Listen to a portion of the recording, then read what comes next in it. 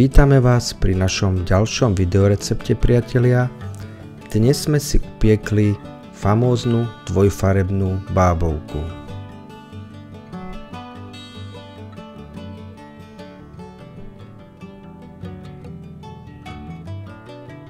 Na jej prípravu budete na začiatku potrebovať 6 vajčok, kde si oddelíte bielky od žltkov.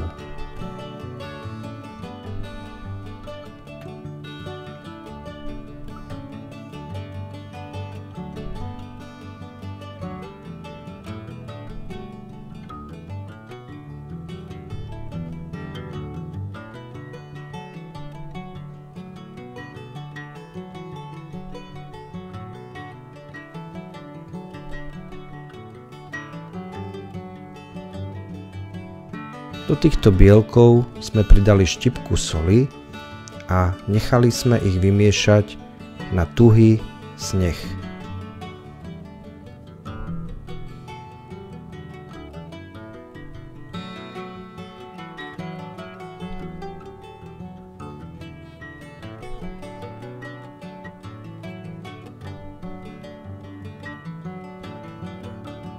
Kým sa sneh mieša, pripravili sme si bábovkovú formu na pečenie.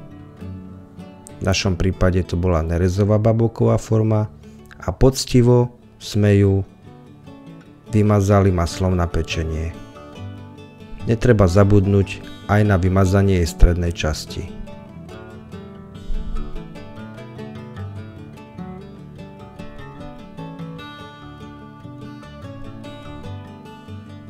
Ak už máte formu pekne vymazanú maslom alebo margarínom, je potrebné ju ešte vysypať hrubou múkou.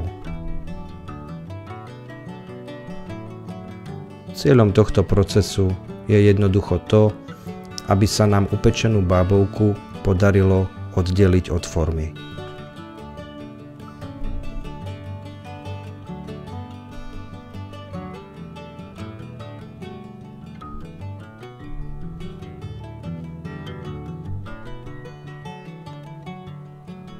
Medzi tým sa nám už pomaly dokončuje sneh zo 6 bielkov.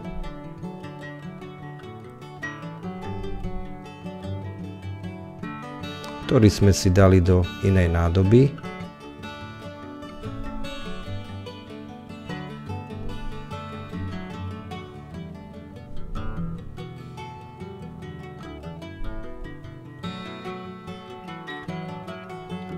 A do miešacej nádoby pridáme 6 žltkov, ktoré nám ostali po oddelení bielkov. Ďalej prisypeme 250 g práškového cukru a pridáme tiež 1 balíček vanilkového cukru. Žltky, cukor a vanilkový cukor necháme veľmi dobre vymiešať. Pokiaľ máte silné ruky a chcete si zaposilovať, môžete to urobiť aj tradične ručne. Takto vyzerajú naše žltky s cukrom asi po 10 minútach intenzívneho miešania robotom. K nim pridáme 125 ml mlieka a 75 ml oleja a necháme postupne zapracovať do cesta.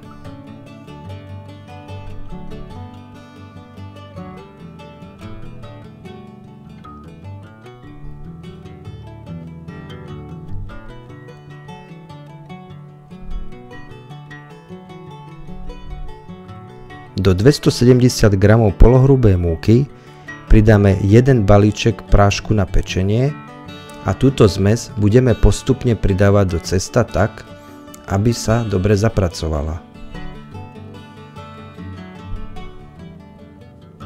Vznikne nám tak trochu hustejšie cesto.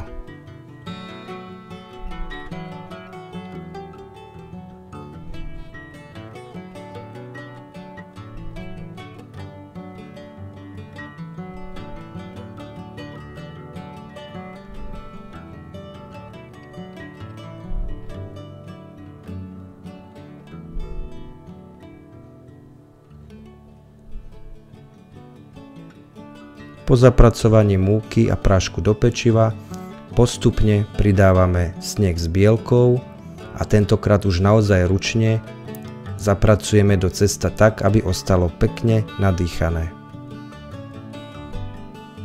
Cesto potom putuje do formy na bábovku a keďže robíme dvojfarebnú verziu, použijeme asi 3/4 z objemu cesta.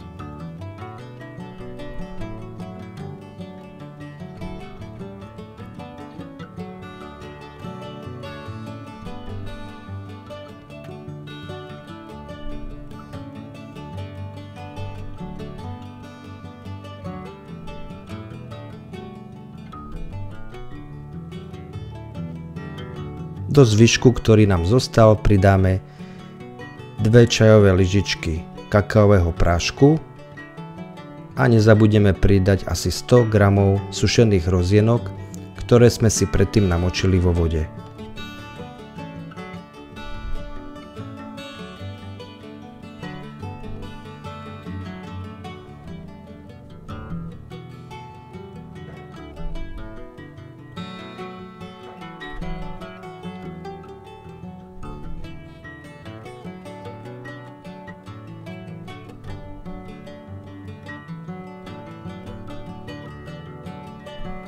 Aj toto cesto samozrejme vlejeme do formy na bábovku a postupne zapracujeme do bielej časti, tak aby nám vo vnútri vznikla pekná mozaika.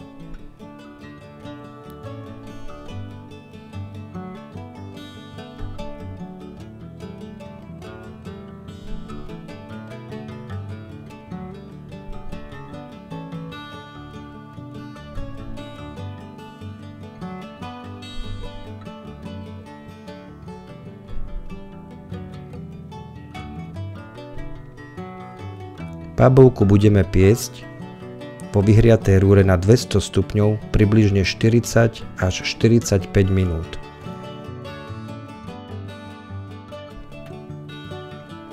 No a takto ju dostaneme pekne z formy von.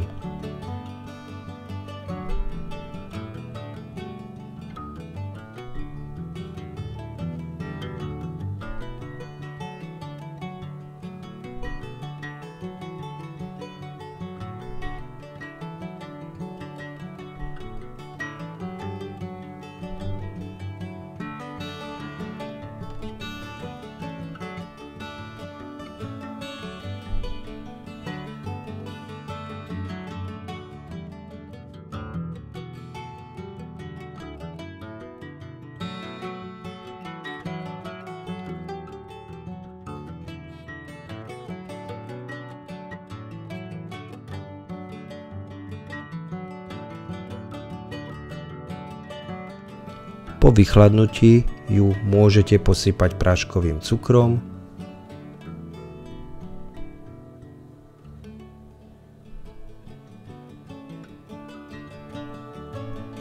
a zostáva posledná a najdôležitejšia vec, a to je ju naservírovať, uvariť si k nej dobrú kávičku alebo čaj, pozvať susedov a vychutnať si popoludňajšiu dvojfarebnú bábovku.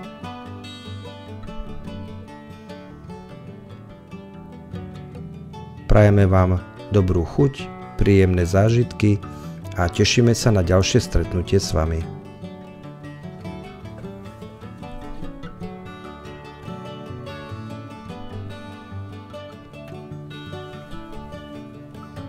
Pokiaľ sa vám video páčilo, nezabudnite ho zdieľať, dať nám like a začať odoberať náš YouTube kanál. Budeme vám veľmi vďační.